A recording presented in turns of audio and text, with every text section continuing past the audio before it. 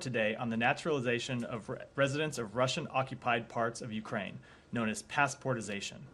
The report details a disturbing campaign to compel residents to adopt Russian citizenship. The report, those who refuse to do so face limited access to public services, employment, and property ownership, with implications for their mobility, health, and livelihoods.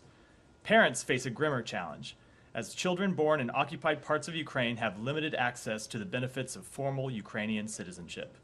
Parents who refuse to register their children for Russian citizenship face reduced access to parental benefits. Some parents have been threatened with losing custody of their children and possible deportation to Russia. Passportization also provides a pretext to further the Kremlin's imperial ambitions, ostensibly to defend the citizens it claims beyond its borders.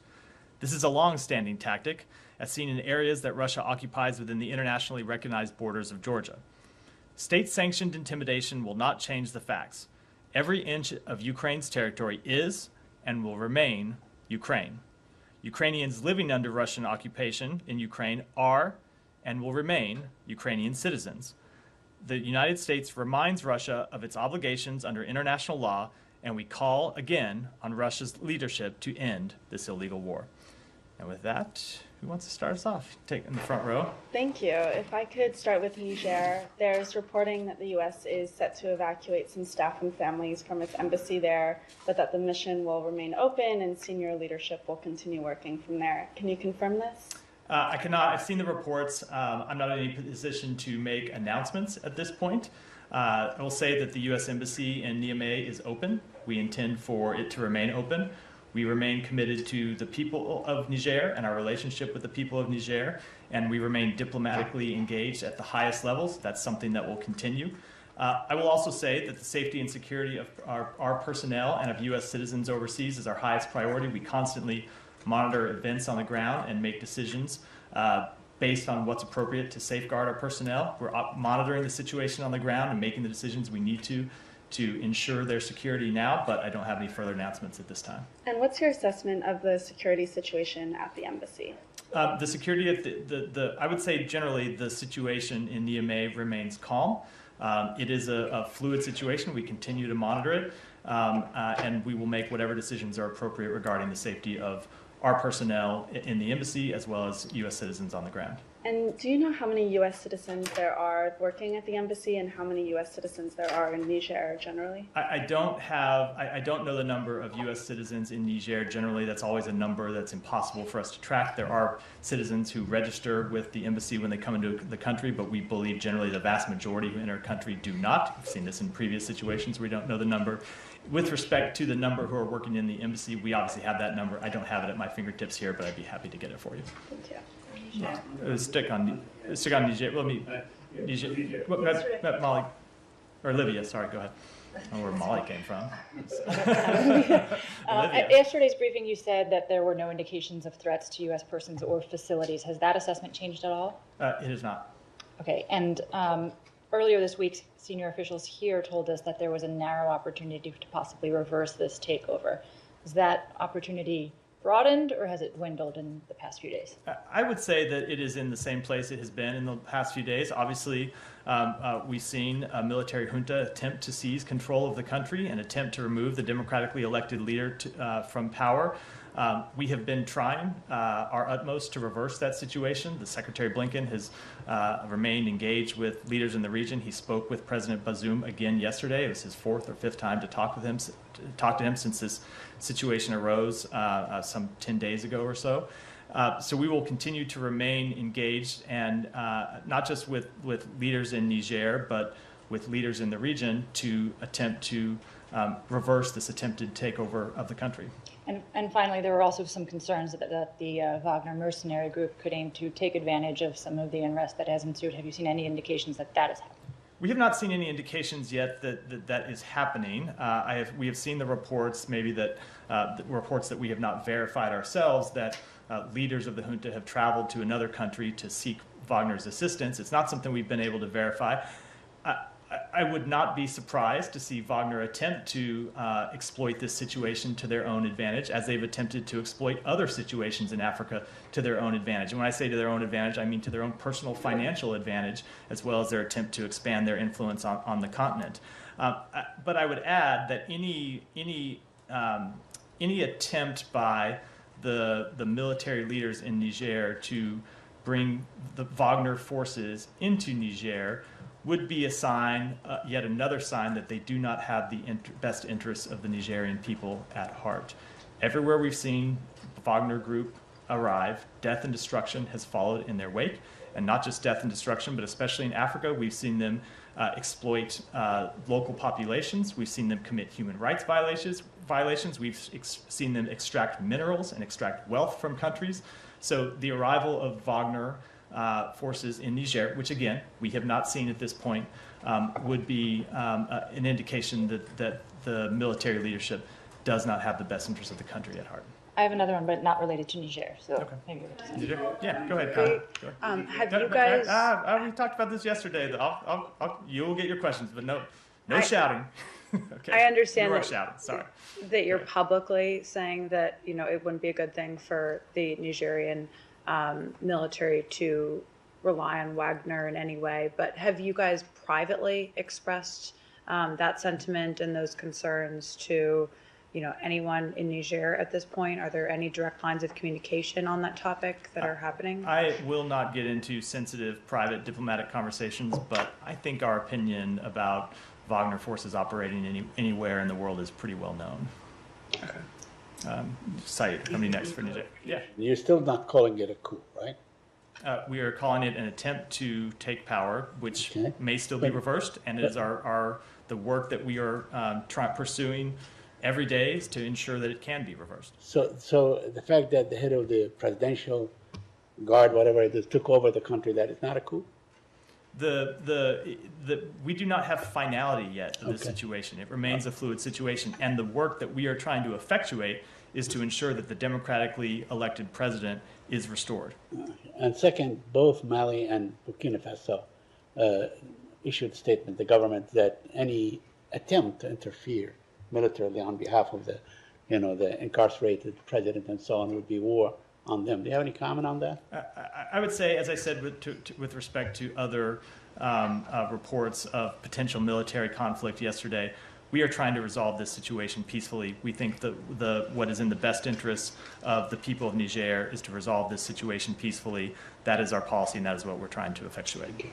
Anything else on Niger before we go on? Else? Okay, Shannon, go ahead. Fortune's NPT, on the NPT about it. The NPT Non-Proliferation Treaty meeting is underway in Vienna now. After North Korea withdrew the NPT, it eventually completed its nuclear weapons development.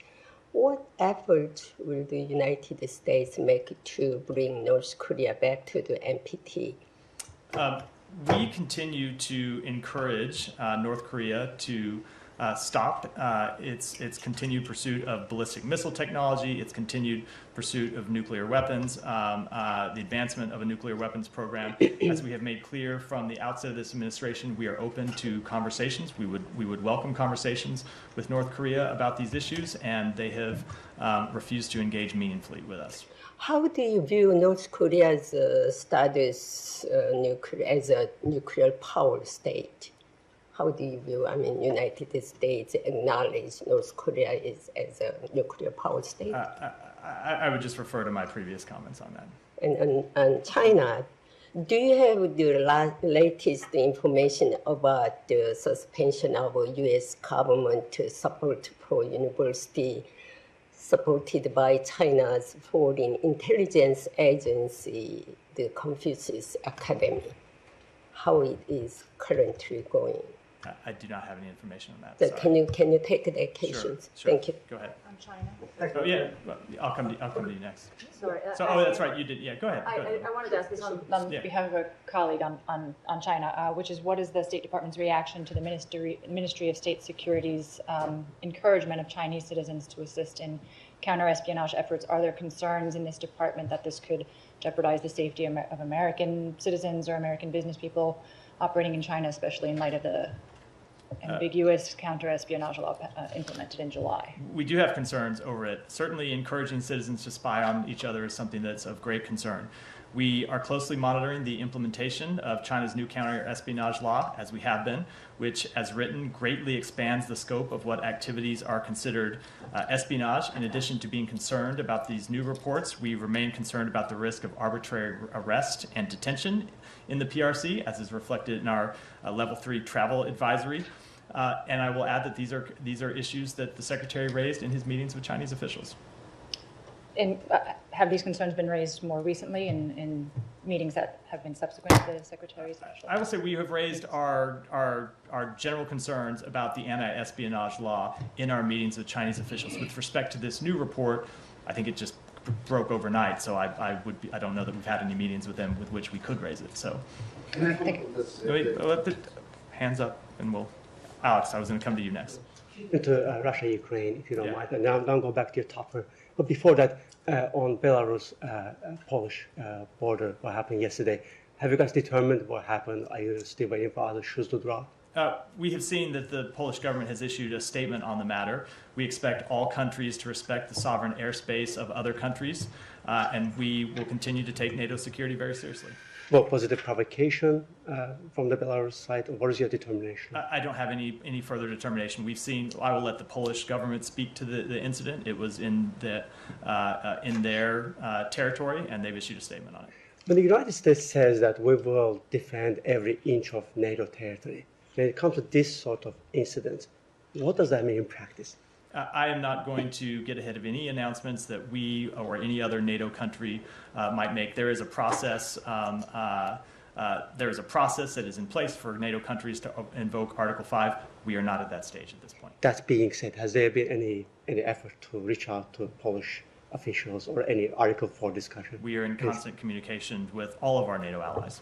Has the Secretary reached out to a Polish colleague or not? I'm sorry? Has the Secretary reached out to a Polish colleague or not? About this incident? Not that I'm aware of. Okay, so let me move back to your let topic. Let me come back. That was Okay, 4 yeah, questions. sure. So go ahead. Thank you. I'm just going to try to work the room a little bit. So Iraqi Prime Minister yesterday said that his government is in close contact with the Washington about some $10 billion that it owes to Iran gas payment. And he spelled out that yesterday a delegation from Iraq went to Oman to discuss about how to transferring this $10 billion to Oman. My question is that what's your response to this Iraqi call, and are you going to release all the Iranian money altogether? the electricity waiver provided to Iraq last month allows for the transfer of funds from Iran's restricted accounts in Iraq to restricted accounts in select third country banks. This is something I've spoke to previously from the podium. Prime Minister Soudani has demonstrated commitment to strengthening Iraq's energy security, and this mechanism is only one way we are seeking to alleviate Iranian pressure on Iraq. We work closely with Iraq to ensure these energy payments are managed in a manner consistent with U.S. sanctions and cannot be diverted for illicit means, and we remain supportive of transactions for humanitarian goods and will continue to engage with the Iraqi government on these complex issues. Just to be clear, that you are transferring all $10 billion US from Iraq to Sultanate Oman? I don't have an update on the amount that may move.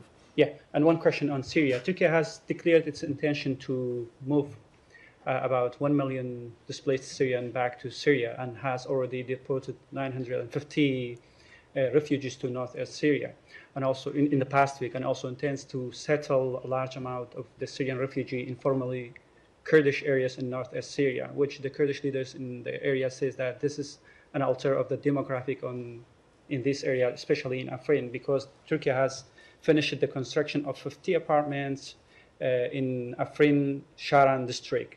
Then are you monitoring the situation in Afrin, and how do you see this call of the Kurdish leaders in the region that they are defining this intention of Turkey to change the demographic of Afrin? First of all, let me again thank Turkey and its host communities for generously supporting nearly 3.7 million refugees, 3.3 million of whom are Syrians who have sought refuge from a brutal conflict. We believe the rights of all Syrians should be respected, including the housing, land, and property rights of those remaining in Syria and those who have been displaced. We encourage all parties to act in a manner that promotes peaceful coexistence and the respect of human rights. And as we have said before, any refugee returns to Syria should be voluntary, safe, dignified, sustainable, and coordinated with UNHCR. And while we do not oppose individual voluntary returns, the conditions in Syria today do not allow for organized large-scale returns. And we've been very clear about this with our foreign partners, including Turkey. Then you don't see this, that this is an intention to alter the demographic change in the Afrin? No. Saeed. Okay. Thank you. Very quickly, issues on the I2U2 economic forum and so on, which was held back, I guess, on February 22nd of this year. And at the time, Undersecretary of State for Economic Growth, Energy, and Environment, Jose Fernandez, talked about projects like Rail and Pipeline and other things. I wonder if you could update us on this. What is the status of this? Sure. The work on those fronts continues. You've seen the Undersecretary speak to it on a number of occasions. The National Security Advisor, Jake Sullivan, has spoken to it, as has the Secretary. We are in steadfast, we are remain committed to our work to deepen the Abraham Accords and forge new coalitions like I2U2. The unique grouping of countries in this partnership, India, Israel, the United States, and the UAE, identifies projects and initiatives to tackle some of the greatest challenges confronting the world. It's attempting to mobilize private sector and enterprise to modernize infrastructure, advance low-carbon development pathways, improve public health, and we continue to work to make progress in all of those areas. Okay, so it would be under the umbrella of the Abraham Accords, and what is the role of India in this case? I mean, we know that the U.S., Israel, and the UAE are part of the Abraham Accord, but how does India fit in? The role of India, I said, we work on the Abraham Accords and forging new coalitions like the I2U2, okay. Not saying it was part of the Abraham Accords. Okay. India is a member of I2U2. Okay. And the other thing, there is a U.S. partisan bill that aims to, enhance Israel's ability to, to counter Iranian drones and so on, increasing from 40 million to $55 million. And in the meantime, there are, Senator Jim Rich of Idaho and Congressman Michael McCall of, I think, Iowa. They are holding $75 million in food aid to the Palestinians. I've asked about this, a couple of weeks ago and so on. They're still holding it. We understand that they are increasing aid to Israel and so on, but on the other hand, they're holding money that is going to assist in food deliveries to Palestinians. And my question to you, is the State Department talking to these legislators about withholding this money and releasing it? Let me say, with respect to the proposed legislation, as usual, we wouldn't have any comment on draft legislation. Right. With respect to our any conversations with members of Congress on this, I also wouldn't speak to that. Those would be private conversations. Yeah, go ahead. Have you heard from any Americans impacted by the religious violence in Gurugram near New Delhi? And do you have any comments on the Hindu-Muslim clashes in the region? I would say, with respect to the clashes, that obviously we would, as always, urge calm and urge parties to refrain from violent actions. With respect to whether we've heard from any Americans, I'm not aware of that. I'm happy to follow up with the embassy. Thank you. Yeah. Go ahead. As the U.S. took over the presidency of the UN Security Council, I'm wondering if there are any plans over the reform of the Security Council, because last year during the General Assembly, President Biden called for expanding the Security Council's membership, saying that a permanent seats should be granted to nations in Africa, Latin America, and the Caribbean. Is the U.S. planning to raise this issue during its presidency? Any plans on that? So that remains our policy, and we continue to reiterate it at every opportunity. I don't have any announcements to make about what we might do over the next month. Obviously, stay tuned and pay attention to what the ambassador to the United Nations, Linda Thomas-Greenfield, does with the presidency over that month. I would also highlight that Secretary Blinken will be at the UN Security Council tomorrow to highlight a number of issues related to food security and make announcements in that regard. about reforming the Security Council as well? No, tomorrow's session will be focused on food security, and the Secretary will be making announcements about the U.S. commitment to expanding food security. But, of course, with respect to any other events that we might plan over the next month, I'm not going to make any announcements today, but stay tuned. Yeah. Thank you, Matt. First of all, I want to tell you, Matt, that I've never intended to put you in any hard spot. You haven't? Yes, thank you. And my kids live in this country, so I have great respect, and I think it's one of the best in the world. And that brings me to my yesterday question now. Did you find out how much money the U.S. spent on drugs control, narcotics control since the last 20 years? No. I looked and went and found that we spend approximately $4 to $5 million annually on counter-narcotics programs in Pakistan, but with respect to the last 20 years, I think you'd have to go digging around the budgets to find out. Okay, sir. Now, in one country where the U.S. was for 20 years, one of the leaders there under the U.S. control, Rashid Dostum, about whom just 3 days ago, Rolling Stone did an interview of him, and there's a paragraph that just simply says, he became kingmaker under the U.S.-backed government, mobilizing region of his big supporters, and notably the massacre of hundreds of Taliban, etc., etc. 20 years ago, State Department had declared him the largest heroin dealer in the world. And of course, State Department means the DEA had told her, right? Said that he's the top. Then he was defense minister under the US. Now, right now, Pakistan, even we have a minister that was arrested last year, a federal minister, on heroin charges. So do you see something like wrong what I'm trying to point out here? And because of this, Matt, till today, till right now, every country has citizens who are dying, and this heroin has been coming for 20 years. Let's just get to the question, if you don't mind. So would you say that the State Department has any reaction to one of the biggest drug dealer in the world being a defense minister under the U.S. rule? I would say that we typically don't comment on law enforcement matters. Daphne, do you have something? On the Saudi-organized Ukraine talks, what is the U.S. expectation on the outcome from that, and what are possible deliverables that might come out of this? So we are not looking at these talks as generating any concrete deliverables at the end of them. The point of these talks is to continue the conversation with countries around the world about how we obtain a just and lasting peace at the end of this war. So officials from the United States will be traveling to attend these talks, including officials from the State Department. I'll make more announcements about that in the coming days.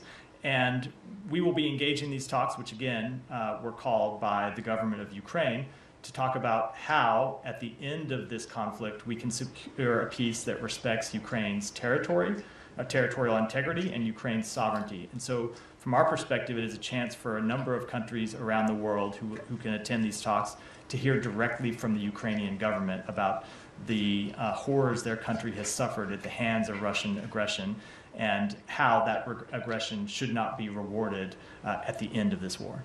And do you have hopes that some countries who have been on the fence will throw their support behind Ukraine as a result of these talks, or is it more just a conversation? So again, I would not be looking to anything concrete at the end of these talks. This is still the start of the process. Remember, there's still active fighting in Ukraine, and for there to be any kind of peace negotiations, Russia has to show that it's willing to enter into peace negotiations, and it hasn't done so.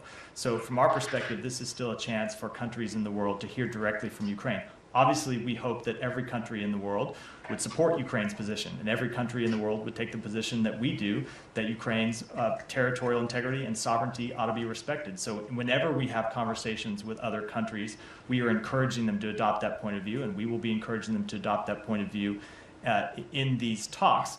But we do look at this as part of a process, certainly not the end of any process. I just have one last question on Ukraine. Thanks for bearing with me. But there's some reporting that no European country has submitted a proposal to the U.S. for training of Ukrainian pilots on F-16s. Can you confirm that? And if that's the case, do you have concerns that the training is not moving forward? I can't confirm that. I would refer to the Pentagon to talk specifically about the training on what ultimately are Pentagon equipment or equipment that the Pentagon has the most familiarity with. But I would say that we have made clear that that is a program, both the training of pilots on F-16s and the provision of F-16s to Ukraine that we intend to move forward on. One on Ukraine. Let me go. Go ahead. Thank you, sir. Jahazir Ali from A1 News Pakistan. Pakistani Prime Minister Shehbaz Sharif says that Pakistan is ready to talk to India on bilateral problems if India is willing to address serious matters. Mr. Sharif said that the two countries can no longer settle disputes through war. You always talked about peace and stability in the region. What is your message to the leadership of both the countries? As we have long said, we support direct dialogue between India and Pakistan on issues of concern. That has long been our position. Yeah, go ahead. Going back to the were there any contacts directly connected with that incident between State Department and Poland? And more broadly speaking, this is there's been a string of different reports and provocative comments from the Belarusian regime. And do you have any information as to whether Belarus is intentionally provoking tensions, perhaps ahead of upcoming elections in Poland? So we obviously remain in close communication with Poland. They're an important NATO ally. Remain in communication with them at a number of levels, chiefly through our embassy in the country. I don't have any specific conversations to read out at this point. And with respect to Belarus, I will just say that it is a situation that we continue to monitor. Go ahead. My name is Qausar Javed, News Pakistan. Pakistani Prime Minister Shehbaz Sharif has recently announced schedule of general elections in Pakistan.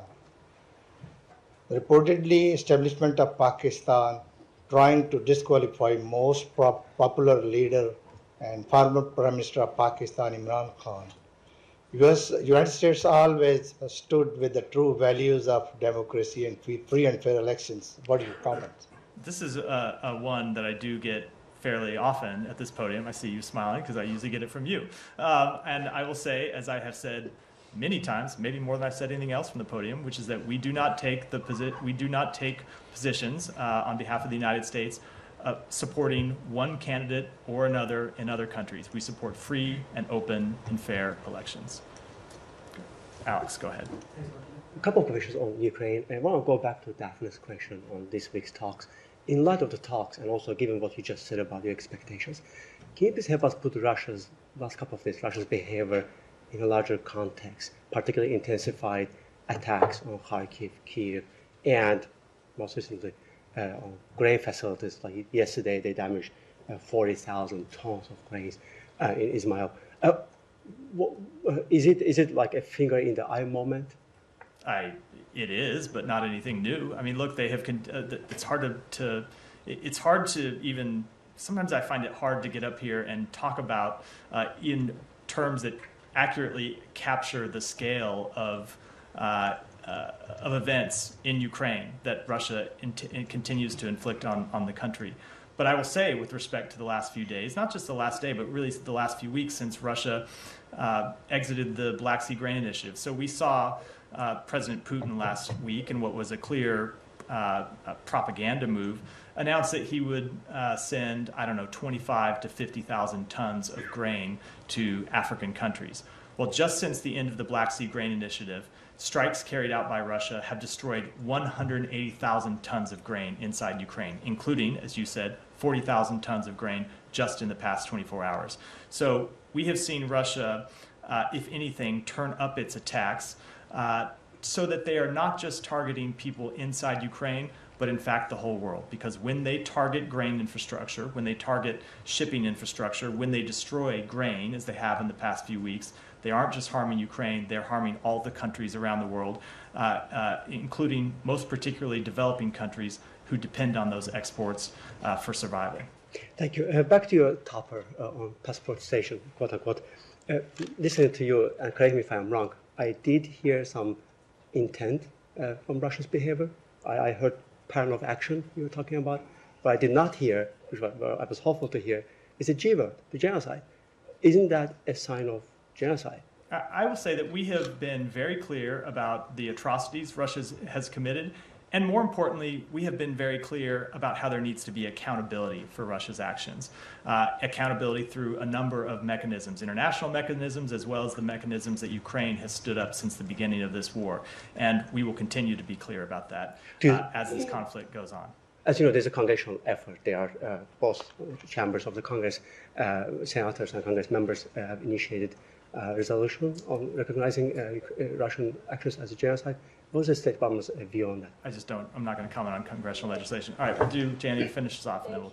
I will ask again. In the past, the United States has made it clear, but your answer is not clear today.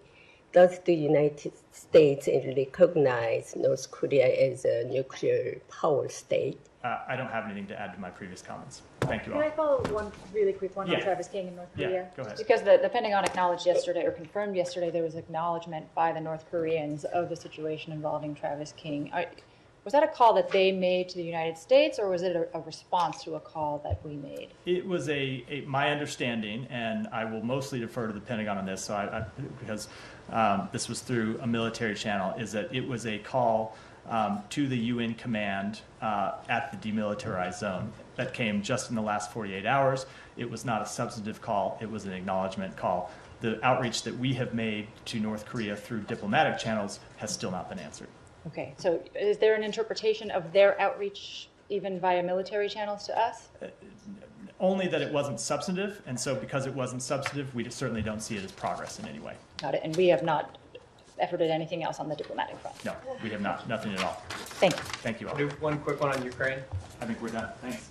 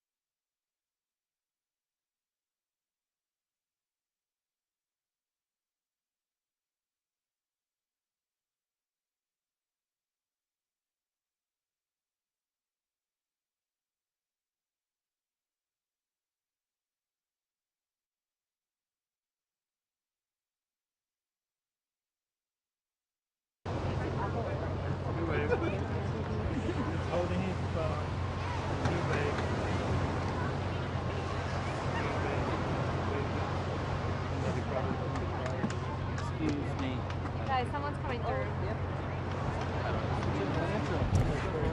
Yes, the ATL. Hey, good to see you again.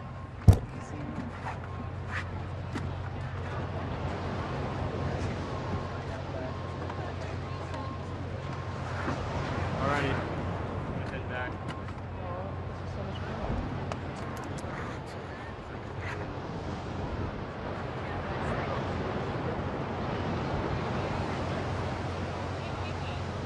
Whatever you.